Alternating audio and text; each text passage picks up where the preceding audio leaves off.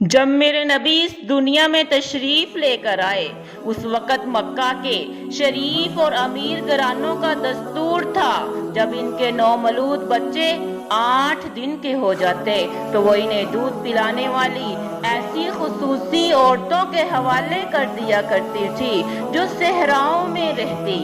ان عورتوں کو فن دایا گیری میں خاص مہارت حاصل ہوتی تھی۔ وہ شرفاء شہر کے ان بچوں کو اپنے ساتھ صحرا کی کھلی فضا میں لے جاتی، وہاں ان کی تربیت اور پرورش میں مصروف ہو جاتی۔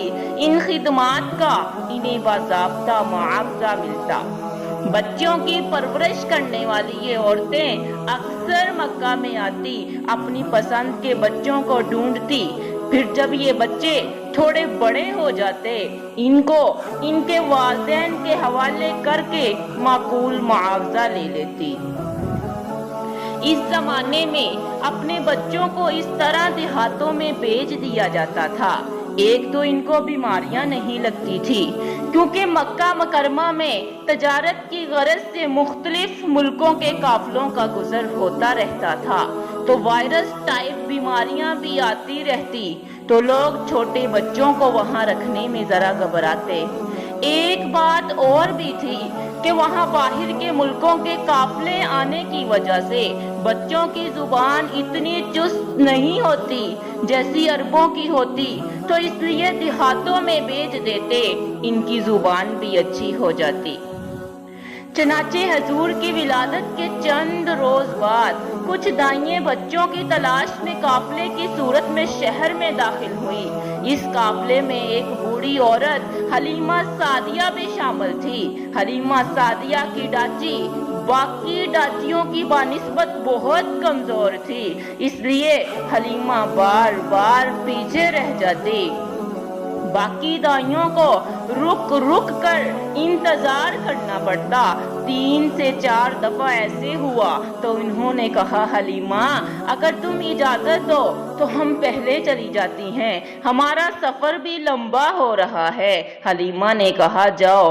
چنانچہ وہ عورتیں جو تھی ساری کی ساری مکہ مکرمہ میں آئی۔ انہوں نے مکہ کے جتنے نومولود بچے تھے سب کے سب گود میں لے لیے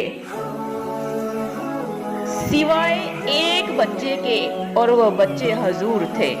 انہوں نے حضور کو اس لیے گود میں لینے سے انکار کر دیا کہ آپ یتیم ہیں، آپ کی بے سہارا والدہ کیسے بچے کی پرورش کا معاوضہ ادا کرے گی۔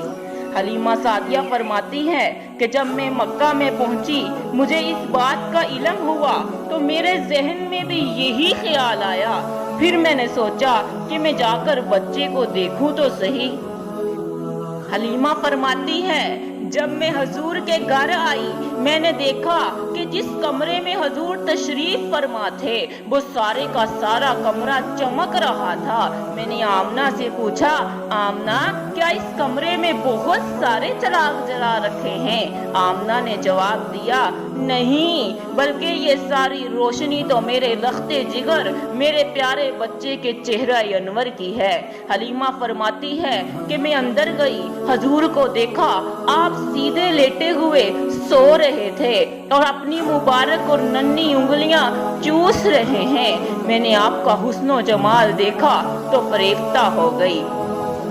نبی کی محبت میرے بال بال میں رچ گئی، پھر میں حضور کے سر مبارک کے پاس بیٹھ گئی۔ حضور کو اٹھا کر اپنے سینے سے لگانے کے لیے جیسے ہی میں نے ہاتھ بڑھایا تو حضور نے اپنی آنکھیں مبارک کھول دی، مجھے دیکھ کر مسکرانے لگے۔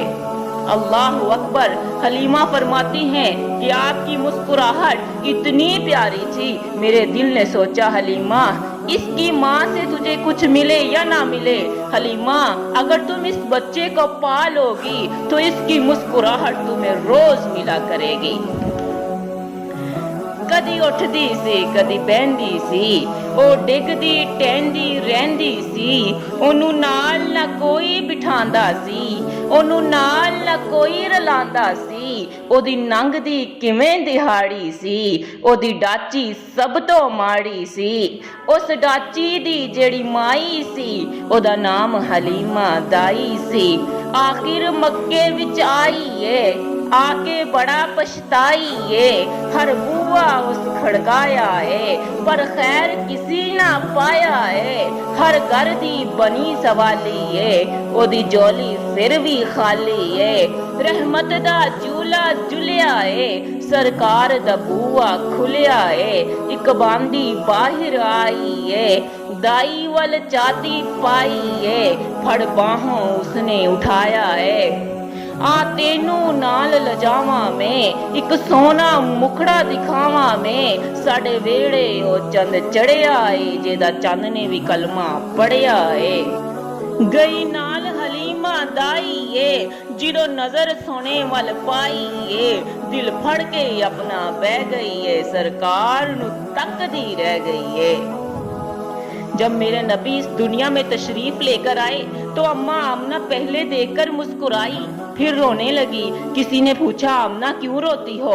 आमना कहती है काश अब्दुल्ला जिंदा होता, इसको देखकर खुश होता, इसके लिए खिलौने लेकर आता। अल्लाह फरमाते हैं आमना तुम क्यों परेशान होती हो? अब्दुल्ला जिंदा होता तो खिलौने लाता मिट्टी के, अब्दुल्ला जिंदा होता तो खिलौने लाता लकड़ी के, अब्दुल्ला जिंदा होता तो खिलौने लाता लोहे के। आमना ये मेरा महबूब है, इसको खेलने के काबिल तो हो जाने दो। जब ये खेलने के काबिल हो जाएगा, ये उंगली का इशारा करेगा, मैं चांद तारों को इसके खिलौने बना दूंगा। हलीमा कहती है काश अब्दुल्ला जिंदा होता, इसको सैर के लिए लेके जाता। अल्लाह फरमाते हैं आमना तुम क्यों परेशान होती हो? अब्दुल्ला जिंदा होता तो सैर के लिए लेके जाता पहाड़ों पर, अब्दुल्ला जिंदा होता तो सैर के लिए लेके जाता